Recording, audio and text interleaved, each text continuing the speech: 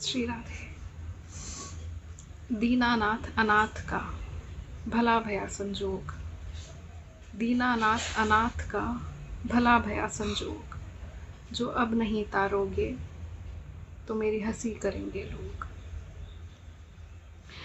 श्री केवट जी ने जब भगवान श्री राजा रामचंद्र जी महाराज को नदी पार करवाई, तो नदी पार करवाने के बाद सीता जी ने अपनी एक अंगूठी दी भगवान रामचंद्र जी को कि आप ये मुद्रिका केवट जी को दे दीजिए उतराई के रूप में, क्योंकि नदी अपनी नाव में यात्रियों को बिठाकर नदी पार करवाना केवट जी की जीविका का साधन था।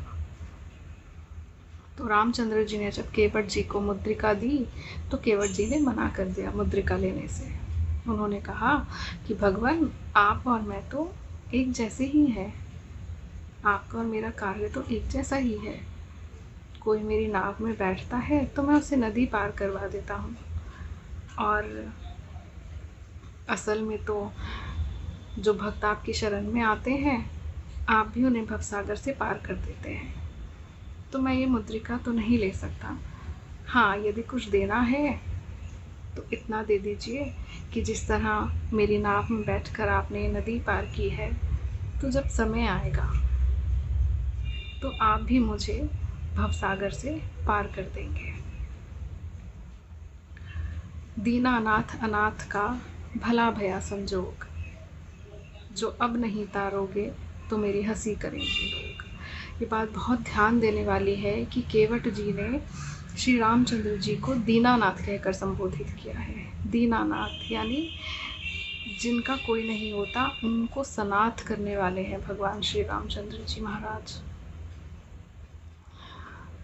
दीनानाथ अनाथ का भला भया संजोग, केवट कह रहे हैं कि अब जो मुझ अनाथ को आप मिल गए हैं, ये जो शुभ संयोग बना है मुझ अनाथ का आपसे भेंट होने का, तो अब नहीं तारोगे तो मेरी हंसी करेंगे लोग।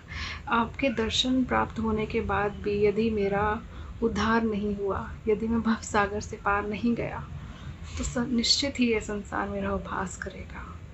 तो प्रभु कृपा करके मुझे अपना भक्त जानकर, अपनी शरण में आया हुआ अपना एक दास जानकर मुझे भवसागर से पार करें। असल में जीवात्मा का उद्देश्य भी यही होना चाहिए कि हमें भवसागर से पार जाना है, कृष्ण से नहीं, कृष्ण में मिलना है। श्री राधे।